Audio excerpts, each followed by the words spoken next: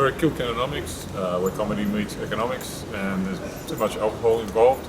We're on the search for the answer to gross domestic product, GDP, 3 letters in an acronym that can change our life. And we're going to talk to Diane Coyle right now.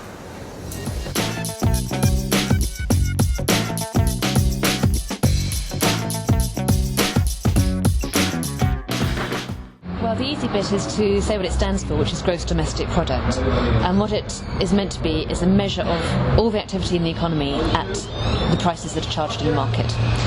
And it originated in the 1930s when, for the first time during a depression, people expected the government to do something about it. And the government realised it had no idea the scale of the problem, what was going on in the aggregate. It knew how many banks were closing or how many bars of steel were being produced, but not what the total was. So that was the origins of it. And then in the Second World War, there was a great need to understand how much the economy could produce and what sacrifices consumers were going to have to make to enable the war effort. So it's just a measure of activity, really, and over the decades after the war it became more and more sophisticated and an international collaboration so that everybody uses the same definition and you can compare one country to another. So the concept is pretty simple.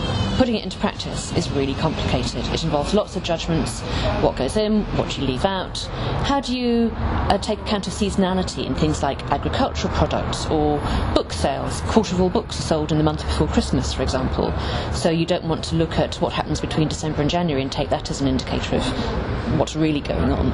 So that's complicated. Adjusting for inflation is complicated too. If you think about things like computers or cameras, you can spend the same money now that you did 2 years ago, but the product will be much more sophisticated. How do you take account of those quality changes in it? So actually it's a really complicated number. There are lots of disputes or debates to be had about what you put in and how you adjust it. So we all have this idea that it's like measuring the height of a mountain and you can do it more or less accurately. And actually that's not the case at all. It's highly judgmental.